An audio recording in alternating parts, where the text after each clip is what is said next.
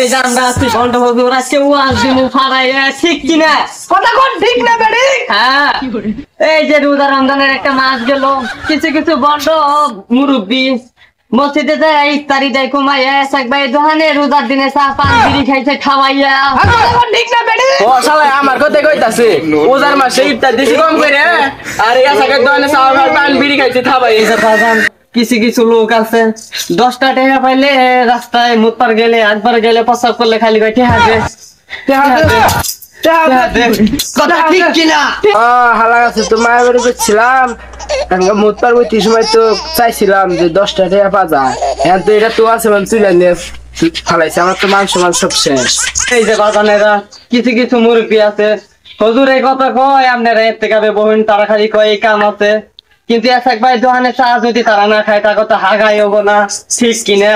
কথা বল ঠিক কিনা বেড়ি? হালাল বুড়ারে কইলাম এই রমজান মাসে ঠেলা ঠেলি বাদ দিয়ে 10টা দিনে যদি যেতে পারবে হালাল বুড়া বলে এসাকে দনে চা না খেলে আগায় হানা হেন তো এটা কই টলে তো কুত্তা নলগা কুত্তা রেখে গা এই যে যুবক ভাইরা